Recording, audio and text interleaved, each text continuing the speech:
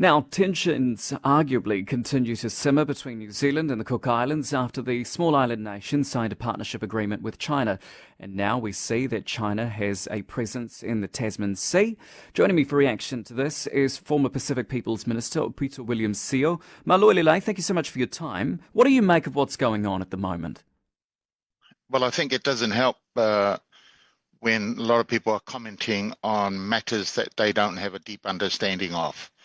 That's first and foremost. Secondly, I think what you're seeing, you've got to be very, very careful about taking on board what the media is promoting, because that's not the full story. Sure, there's a presence of China in the Pacific Ocean, always has had a presence for a very long time, as much as we have a presence also around their oceans. Mm. And so, you got to take that into perspective. The other thing is there's two issues here. One is about the Cook Islands passport and their drive for self-determination, which is a principle that Pacific Island Forum upholds. I mean, they've stood up for the Canucks in New Caledonia. They've got on their agenda a permanent agenda item on New Guinea.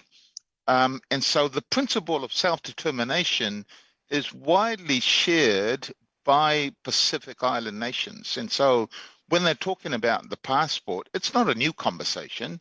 It's an Mm. old conversation. And during my time, I did ask MFAT officials, what prevents the Cook Island from becoming a member of the UN and a member of World Bank and other multinational, multilateral organizations?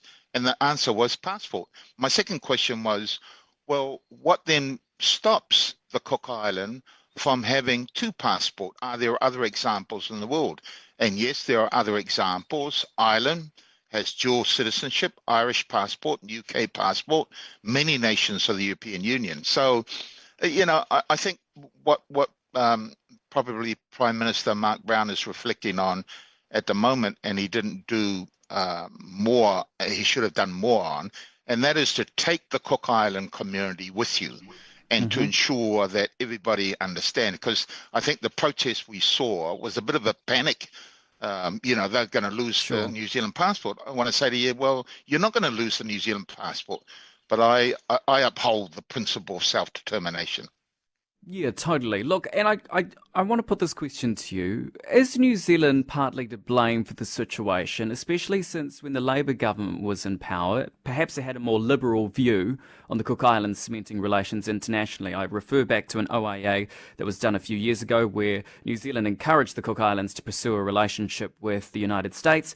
Now it's a bit of a double standard because we've got this current government that has a bit of a problem with the Cook Islands now pursuing a relationship with China. Yeah, so that's the issue, is China being in the Pacific region. Um, every nation, including New Zealand and Australia, has relationships with China. But for one reason or another, these traditional allies of ours don't like China and don't want China becoming more influential, if they're not already, in the Pacific region. And yet you look at what's happening with the US, they're pulling out, they don't want to support the Pacific. Our stance here has also changed. I remember during our time, we used those terminologies, indigenous words that the Pacific understood. We are whanaungatanga, we uphold manakitanga, kaitiakitanga, rangatiratanga. We don't hear those words being used anymore by this present government, but you look across the ditch to Australia and you see how Minister Pat Conroy, the Pacific Development Minister, Mm. embraced the new government of Vanuatu, called them members of the family, and said to them that we will walk with you side by side.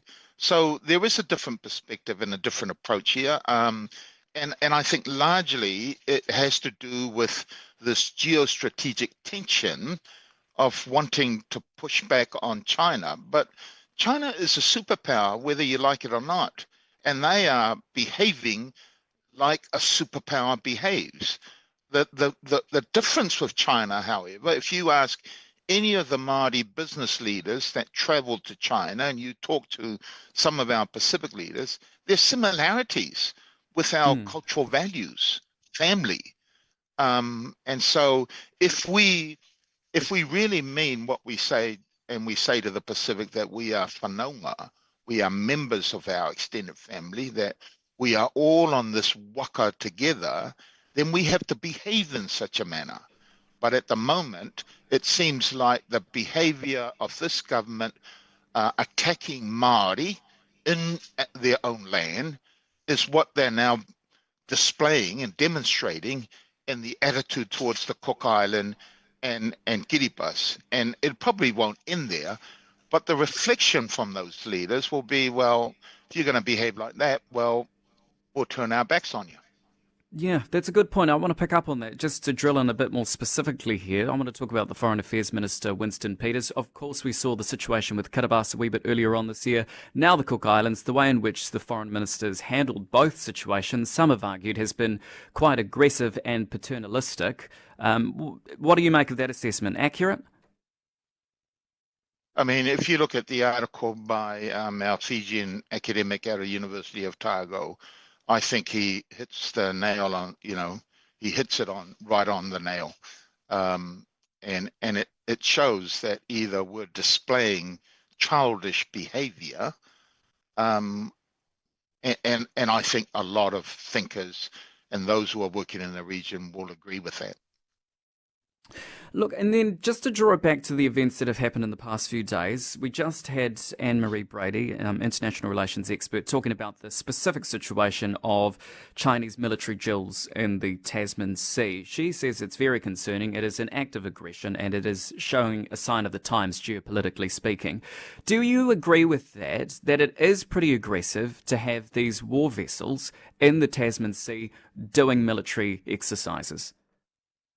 Well, if you look at the responses on the media by China, they say they gave ample warning, and that their conduct is the same conduct that New Zealand and Australia undertakes when they're traveling through the Tasman for the Chinese waters towards in their area.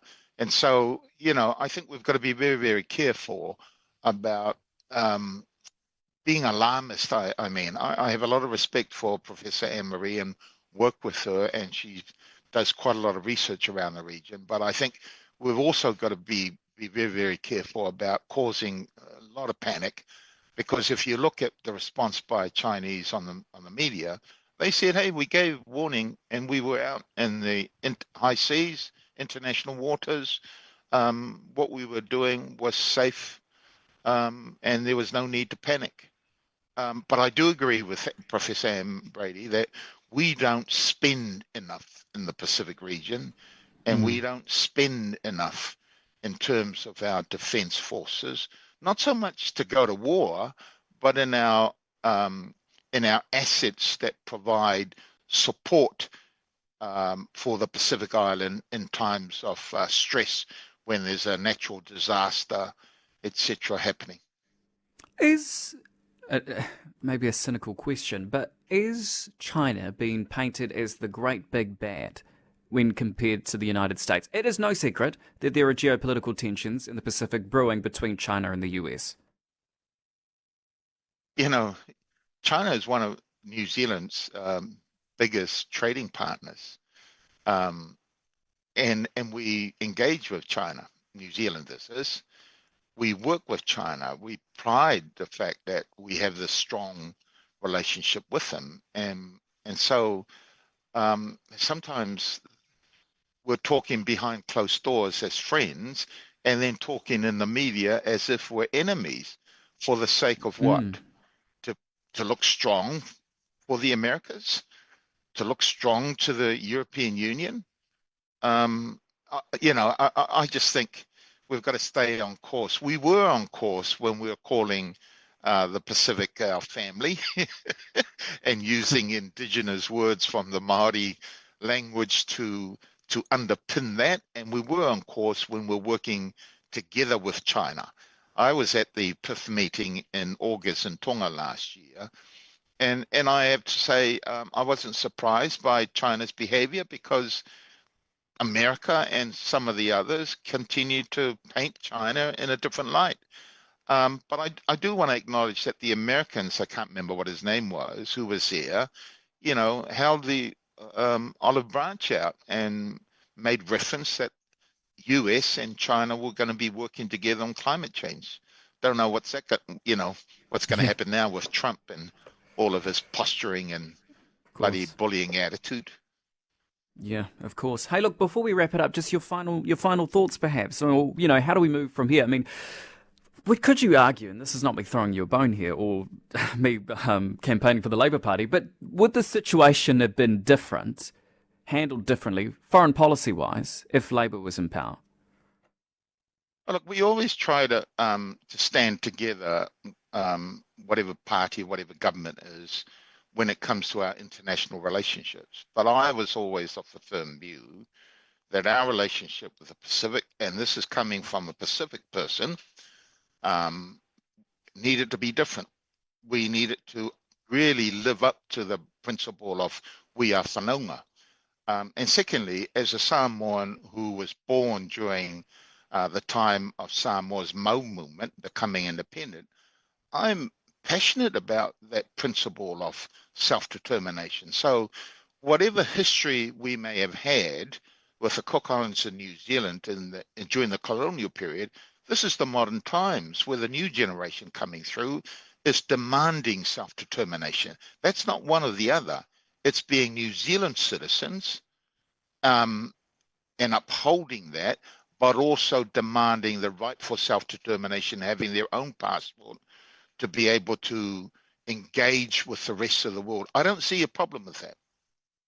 Yeah, absolutely. I could stick around talking about this for hours. Thank you very much for your time this morning. I appreciate it as always. That is the former Pacific People's Minister, Aupito William Sio. You have a good rest of your day, eh? Now, to bring you up to speed with the biggest news, arguably, of the weekend, if you've missed it, New Zealand officials have confirmed a Chinese naval task group has conducted a second live fire exercise a day after a similar exercise, of course, in the Tasman Sea.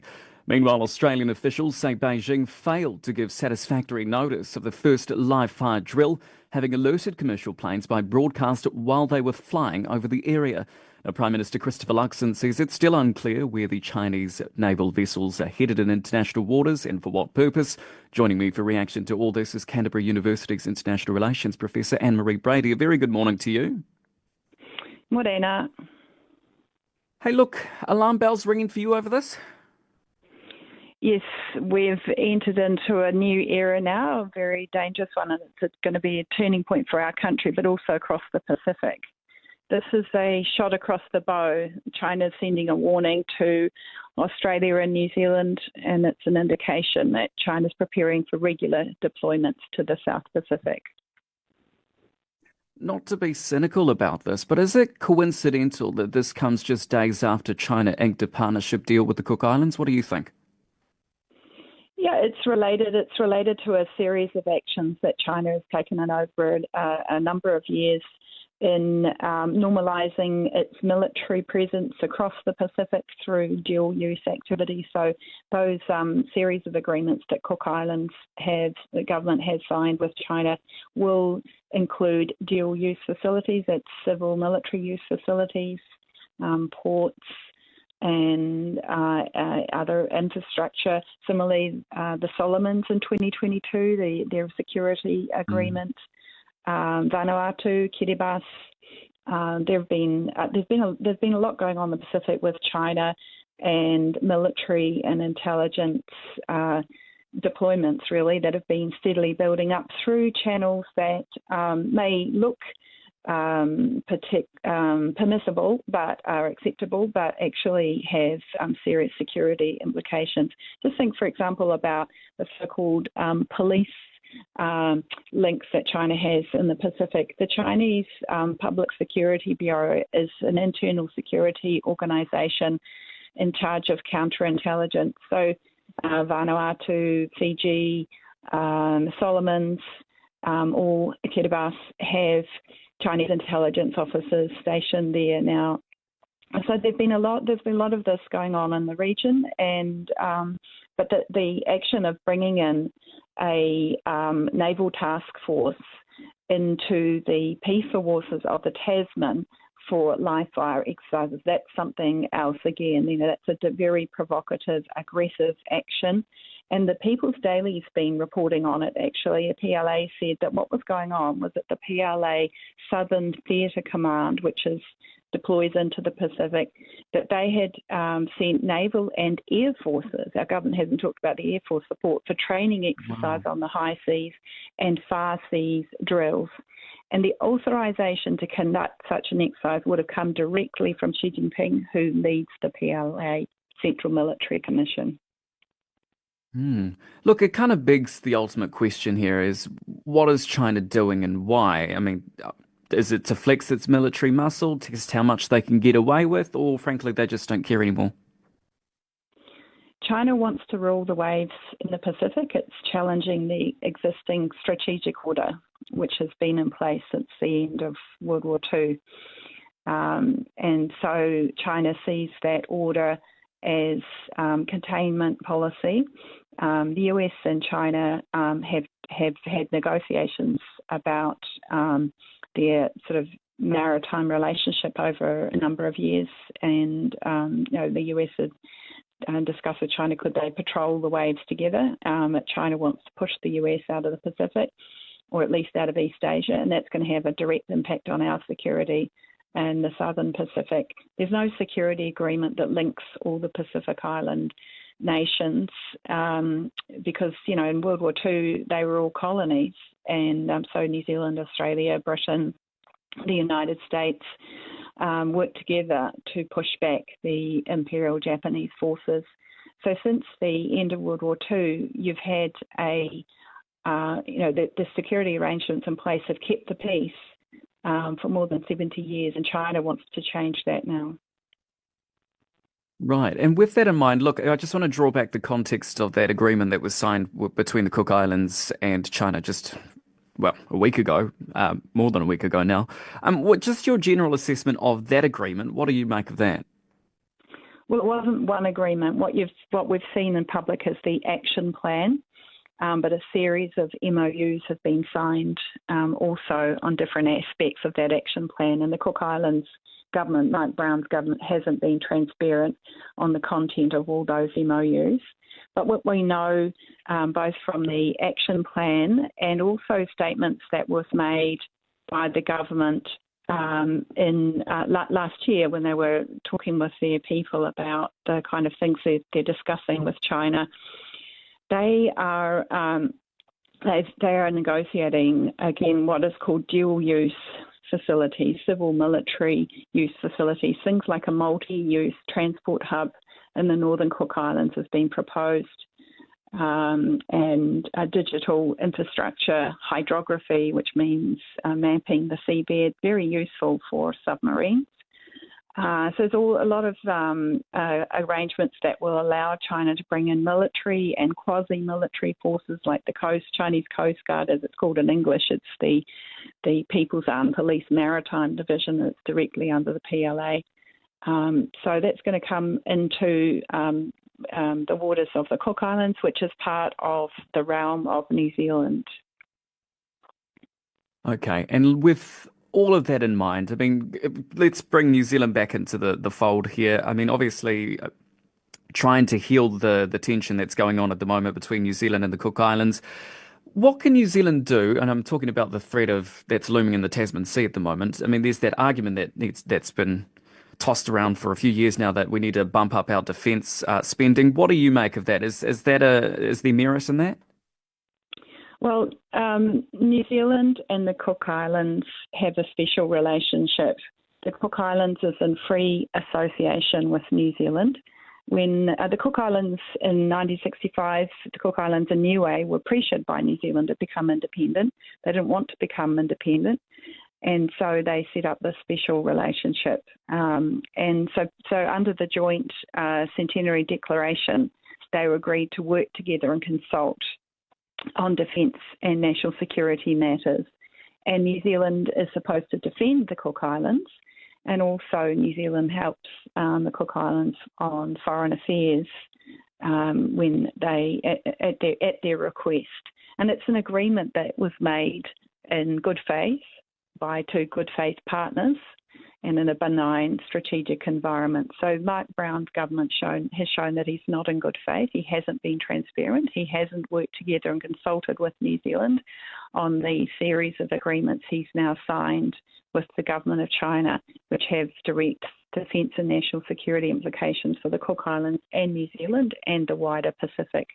Because remember, in World War II, the Cook Islands was strategically important. It had two US bases there, had an airstrip in the Penryn and then in Aitutaki, and about 815 US Marines were stationed there. And New Zealand had coastwatcher stations across the Cook Islands as well to track the air and sea movements of the Axis powers. So, the Cook Islands has strategic geography, and it's important in our security that we would not accept a hostile power having a military presence in the Cook Islands. So New Zealand needs to look at how they can strengthen the constitutional relationship with the Cook Islands, maybe put some conditionality into the funds that we provide to the Cook Islands. According to the OECD, the Cook Islands is a developed society, so they're not actually eligible for aid, but New Zealand gives a lot of money to the Cook Islands. So we can look at putting some conditions into continuing that assistance.